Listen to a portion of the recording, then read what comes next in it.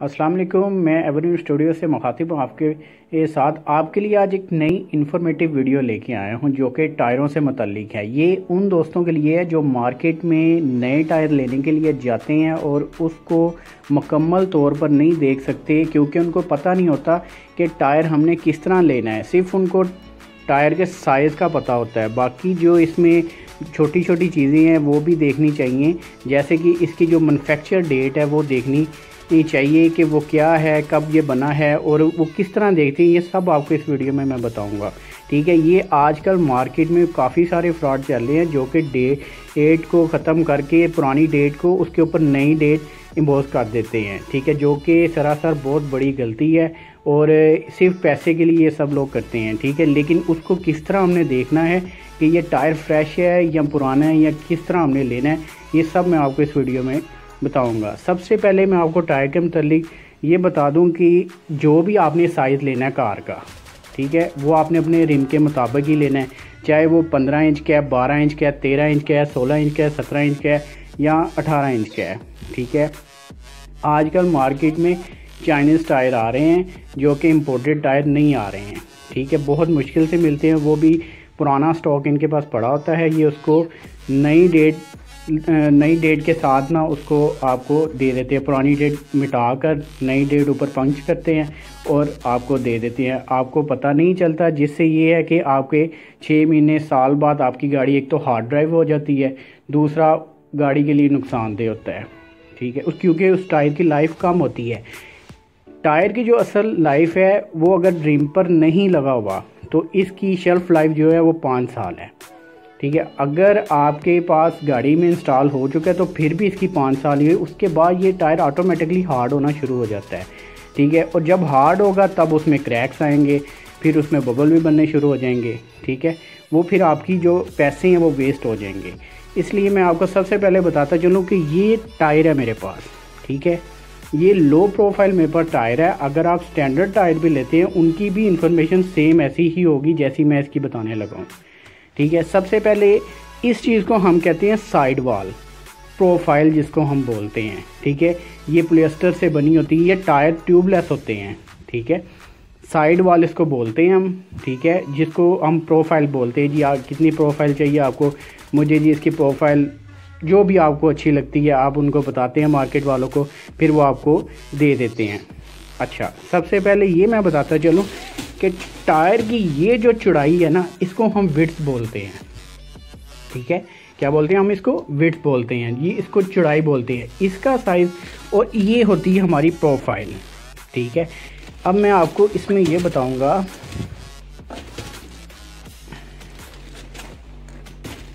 ये आप देख रहे हैं, ये लिखा हुआ है 165/55R15, ठीक है।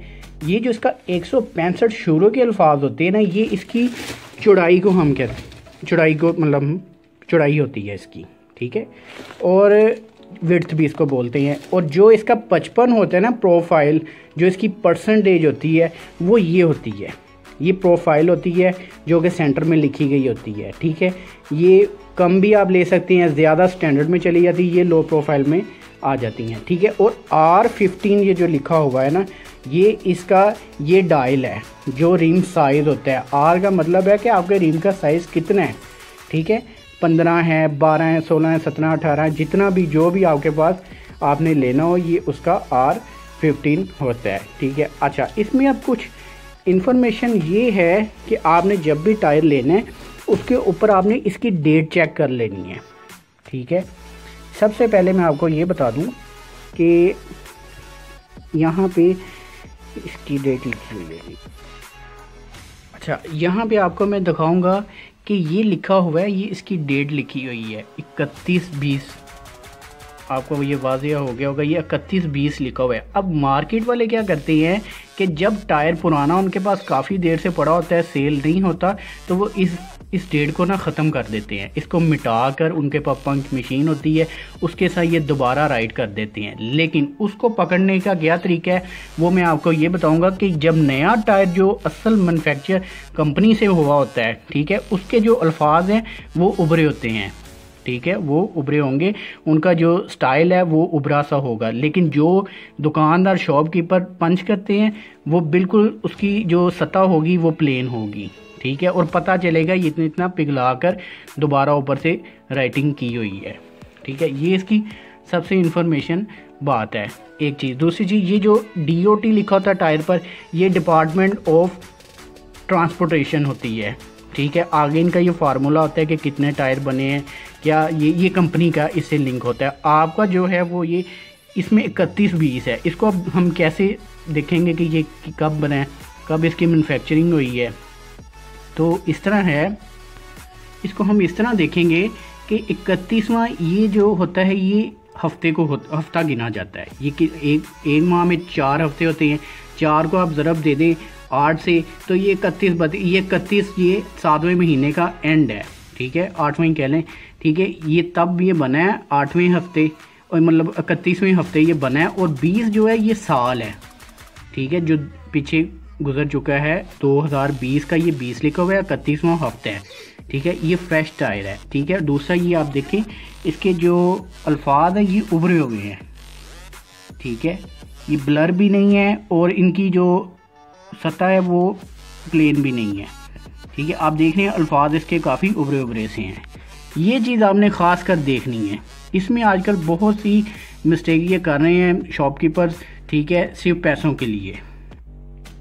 इसी तरह हम अगर आगे देखते जाएंगे तो अच्छा, इसमें एक चीज़ और मैं ऐड करता चलूँ कि ये जैसे 3120 लिखा हुआ है, ठीक है ना, इसको आपने इस तरह से देखना है कि ये अल्फाज उभरे से हों, ठीक है ना।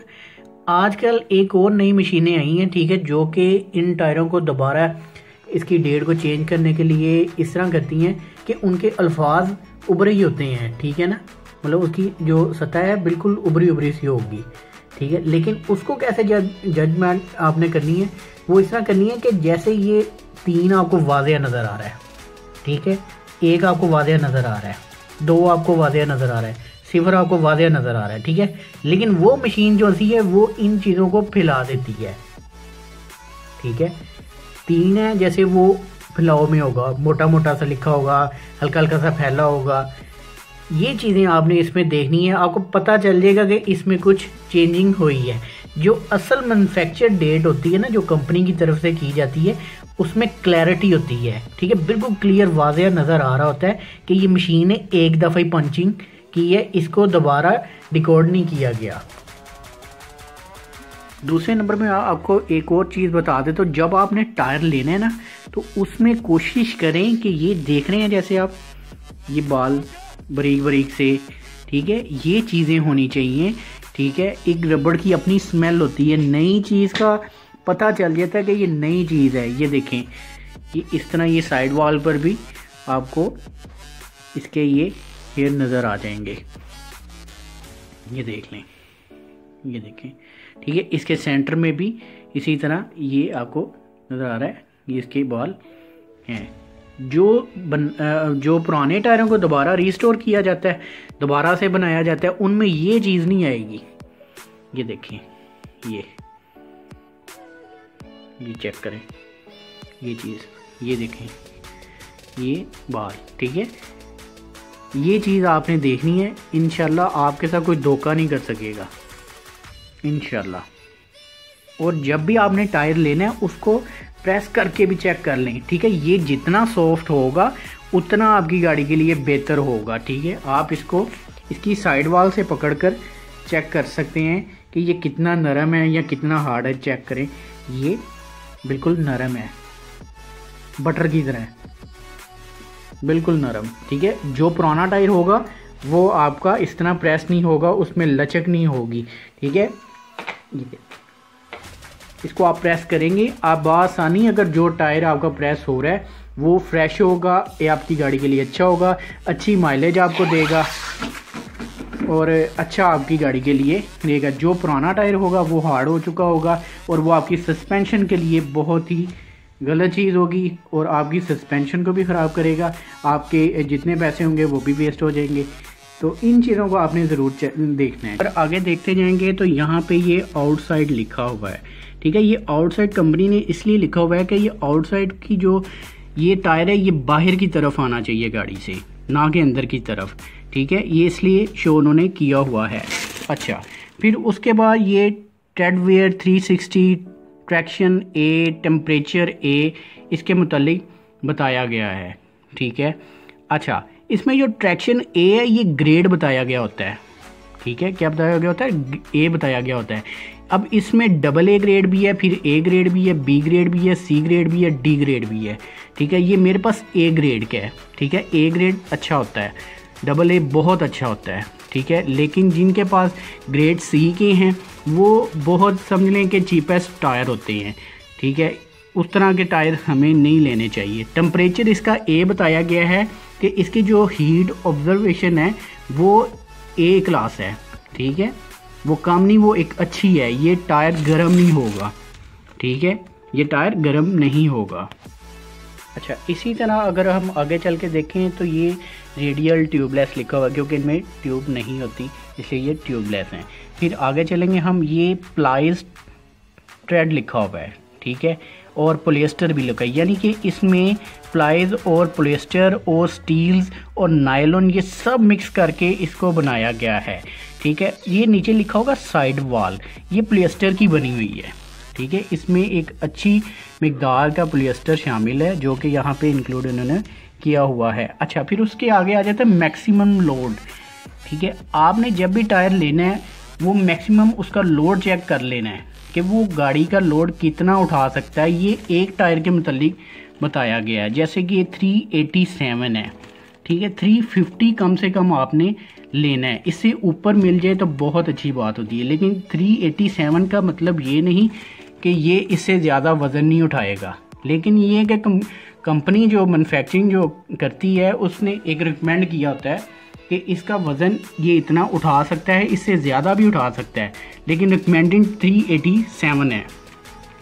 अच्छा, उसके बाद ये 44 PSI लिखा होता है, ये होता है हवा का प्रेशर, मैक्सिमम ये प्रेशर लिखा हुआ है, ठीक है। 44 PSI, यानी कि आप अगर आपकी हवा गाड़ी में 44 भी हो गई है ना, तो ये फिर भी टायर उसको कंसीडर करेगा, उसको मतलब उसके लिए एक अच्छा है, मतलब उसके लिए ख़तरनाक चीज़ नहीं है, ठीक है। वैसे तो हम 30 पाउंड हवा रखवाते हैं, ठीक है। इसमें आप 44 तक भी रखवा सकते हैं, ठीक है। ये इस तरह की इंफॉर्मेशन है जो आपने मार्केट में जब भी जाकर टायर को परचेज़ करना है आपने देखनी है, ठीक है। इसके देखने के बगैर मैं तो यही रिकमेंड करूँगा आप टायर ना लें। टायर लेना है तो पूरी इन्फॉर्मेशन उसकी लें, पूरा उसको देखें फिर लें। आज का मार्केटों में बहुत सारे फ्रॉड आ चुके हैं, एक चीज़। दूसरी चीज़, मैं कुछ आपको अलॉय रिम्स के बारे में बताना चाहता हूँ कि ये मेरे पास 15 इंच का अलॉय रिम है, ठीक है। मैं आपको दिखाता हूँ, ये देखें, ये मेरे पास 15 इंच का अलॉय रिम है, ठीक है। अब जब भी आपने अलॉय रिम लेना है या आपने लो प्रोफाइल टायर गाड़ी में डलवाने हैं या जैसे भी जो आपको अच्छा लगता है, उसमें आपने कुछ चीज़ें देखनी है।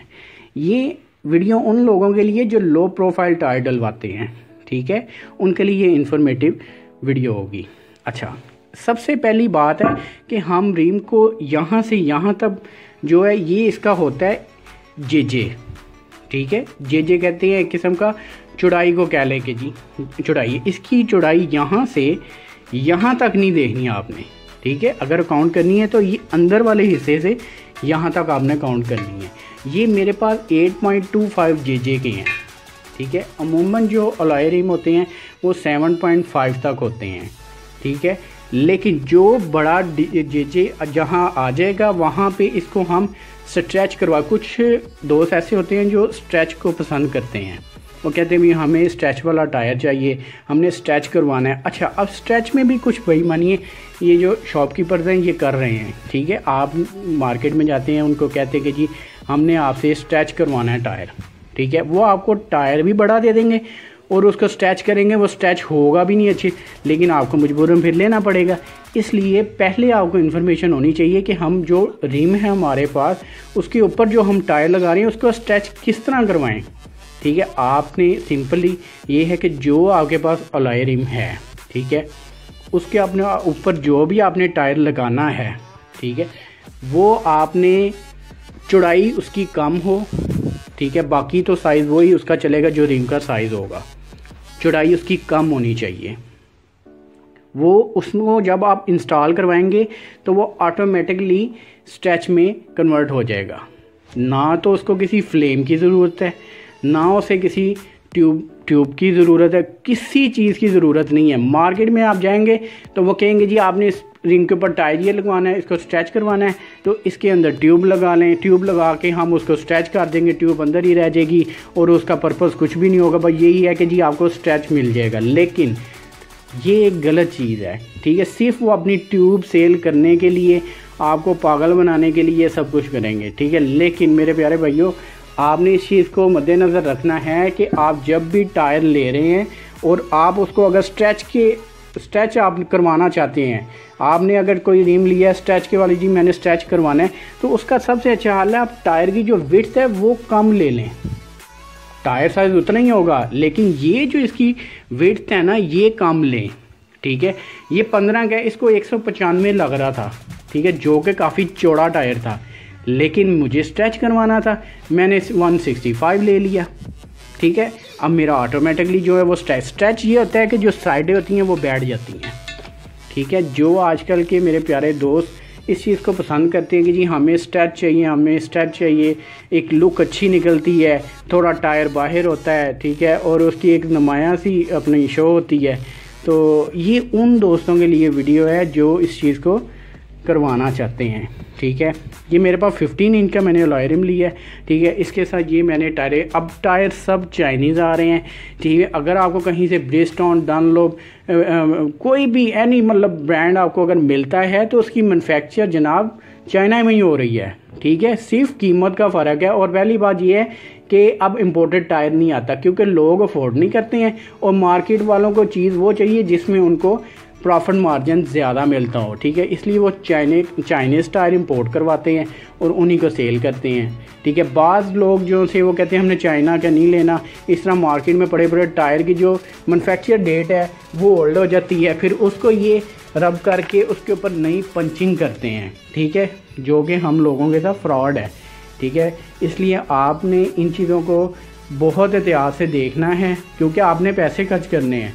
ये कोई सस्ती चीज़ें नहीं होती हैं और बार बार नहीं हमें ली जाती हैं, ठीक है। एक बार लेनी होती है और आपको सेफ्टी के साथ कंप्रोमाइज़ नहीं है बिल्कुल, ठीक है। आप इतने पैसे खर्च करके भी सेफ्टी के साथ कंप्रोमाइज़ कर लें, ये तो कहीं बात समझ नहीं आती है, ठीक है। इसलिए मेरे प्यारे भाइयों, आपने इन चीज़ों को मद्देनज़र रख के अपनी चीज़ को परचेज़ करना है, ठीक है। अगर किसी भाई को कहीं मार्केट से लो प्रोफाइल टायर नहीं मिलते हैं, ठीक है, क्योंकि मार्केट में हम चले जाएं ना तो उनके पास ये बहाने होते हैं कि जी माल नहीं आ रहा, ये नहीं हो रहा, वो नहीं हो रहा। आप मुझसे कांटेक्ट करें, मैं आपको जितने टायर चाहिए होंगे मैं आपको प्रोवाइड करूंगा और फ्रेश डेट के होंगे और गारंटी के साथ होंगे, ठीक है।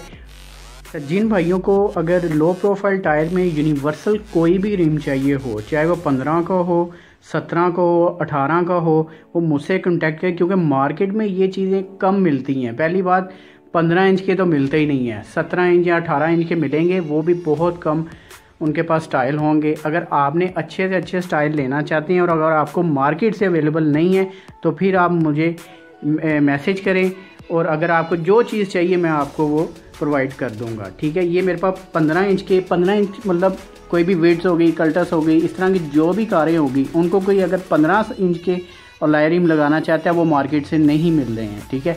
तो आप इंशाल्लाह कॉन्टैक्ट करें, जितने कहेंगे आपको उतने मैं प्रोवाइड करूँगा, ठीक है, और मुनासिब कीमत में होंगे और गारंटी के साथ होंगे। इसी तरह अगर किसी को 17 इंच 18 इंच का अगर अलॉय रिम चाहिए क्रोम में, ठीक है, डीप डिश चाहिए, 1 नंबर क्रोम आपको मिलेगा। जो मार्केट से क्रोम मिल रहे हैं वो 6 माह के बाद भाई ख़राब हो जाते हैं। आप जिसने डलवाने हैं उसको इस चीज़ का पता होगा कि भाई क्रोम ख़राब हो जाए, लेकिन जो मैं उनको अलॉय रिम दूंगा क्रोम वाले वो ख़राब नहीं होंगे, इस चीज़ की गारंटी होगी, वो इम्पोर्टेड अलॉय रिम होंगे। इंशाल्लाह मैं बहुत जल्द एक अपना सेटअप बनाने वाला हूँ, ठीक है। उसमें आपको हर तरह के अलॉय रिम, जो स्पोर्ट्स स्टंट्स किसी भी किस्म के अलॉय रिम हो, ठीक है, जो आजकल चल रहे हैं, जो ट्रेंड है, हमारे अच्छी गाड़ियाँ बनाते हैं, तैयार करते हैं, स्पोर्ट्स किसी किस्म के लॉयरिम हो जो लो प्रोफाइल हों, ठीक है, वो मेरे पास लॉयरिम इंशाल्लाह बहुत जल्द मैं अपना सेटअप तैयार कर लूँगा, फिर आपको इंशाल्लाह दिखाऊंगा और फिर आपको इंशाल्लाह ड्रेस भी दूंगा। आप विज़िट करिएगा, देखिएगा, जो चीज़ आपको अच्छी लगे आपका भाई हाज़िर है। Thank you so much. अल्लाह हाफिज़।